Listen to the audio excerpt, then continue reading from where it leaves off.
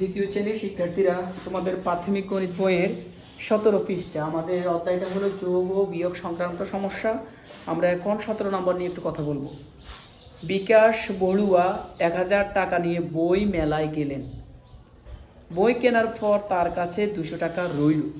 তিনি কত টাকার বই কিনলেন? কথাটা একটু খেয়াল করো। তিনি, বিকাশ বড়ুয়া একজন লোকের নাম, ব্যক্তির নাম। তিনি কত টাকা নিয়ে বই মেলায় গিয়েছেন? 1000 টাকা। খেয়াল করো, 1000 টাকার একটা নোট নিয়ে গেছে। যে ধরো 1000 টাকা লিখলে সেই পাশে 1000 টাকা নোট নিয়ে তুমি গেছো। এখন যাওয়ার পরে তুমি বাসা আসি দেখো কি তুমি কিছু বই কিনছো, কিছু বই কিনছো। বইগুলো কিনে হাতে করে যখন বাসায় তুমি চলে আসছো, তুমি পকেট দেখো যে তোমার পকেটে আছে আর মাত্র 200 টাকা। কত আছে? 200 টাকা। খেয়াল করো কথাটা। তুমি নিছো কত টাকা বলো? তুমি যখন বই মেলায় গিয়েছো তখন তুমি কত টাকা নিয়ে গেছো? 1000। কত টাকা নিয়ে গেছো? 1000। আর বইটই কিনে যখন তুমি বাসায় আসছো তখন তোমার কাছে আর কত আছে? 200। কত আছে? তাহলে এখন 1000 আর বাকি টাকাটা কোথায় গেছে? বাকি টাকা দিয়ে তুমি কি কিনছো? যে টাকাগুলো নাই কম, সেই টাকাগুলো তুমি কি কিনেছো? বই কিনেছো। এখন তুমি কত টাকার বই কিনলে? তাহলে আমরা কি করবো? আমাদের আগে ছিল আমার কাছে 1000, এখন আছে কত? 200। তাহলে টাকা কি কমছে না বাড়ছে? কমে গেছে। আগে ছিল তোমার কাছে কত? 1000, এখন আছে কত? 200। তাহলে টাকার পরিমাণ তোমার কাছে কমে গেছে না? কমে গেছে। কোথায় 1000, কোথায় 200? তাহলে আমরা কি করবো? 1000 যে কত কমলো, আমরা যখন 1000 টাকা থেকে 200 টাকা বিয়োগ করে দিই, তাহলে যে টাকাটা বাদ যাবে সেইটাই দিয়ে আমরা কি কিনছি? বই কিনছি। তাহলে আমরা এখন কি লিখতে পারি? আমরা প্রথম কি লাইনটা লিখবো বলো? আমরা লিখবো কি? টাকা নিয়ে বই মেলায় গেলে নাকি? বই মেলায় গেলে নাকি?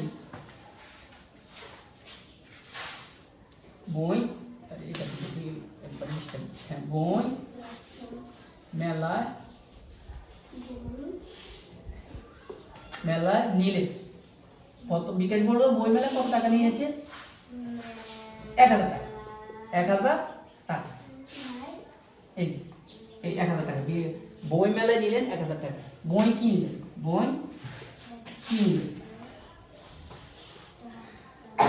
বই কিনলেন কত টাকা? সরি, বই কিনলেন না তো। আর এটা হলো কি, আমাদের কি বলছে? কি লিখবো আমরা? এই যে তার কাছে রইল। তাহলে তার কাছে রইল, তার কাছে, এই যে তার কাছে রইল কত টাকা রয়েছে তার কাছে? 200 টাকা। 200 টাকা। তাহলে এই যে এখন আমরা কি করবো একটু খেয়াল করো। বই মেলায় নিলেন এবং 1000 টাকা, তার কাছে রইল 200 টাকা। তাহলে বাকি টাকায় তো সে খরচ করছে না? আমরা এখন বিয়োগ করলে বাকি টাকা বিয়োগ করো। 0 0 0 0 0 0। এখন এই 0 থেকে কি 2 বাদ যায় না? তাহলে 0 কে 10, কত? 10। এই যে 10 থেকে 2 গেলে 8, 10 থেকে 2 গেলে 8। তাহলে কত টাকা হলো? 800 টাকা হলো। কত টাকা হলো? 800। আর এই 800 টাকা সে কি কিনলেন? বই কিনলেন। বই এই উত্তর 800 টাকা। উত্তর। তাহলে কত টাকার বই কিনলেন তিনি? 800 টাকার বই কিনলেন। ঠিক আছে?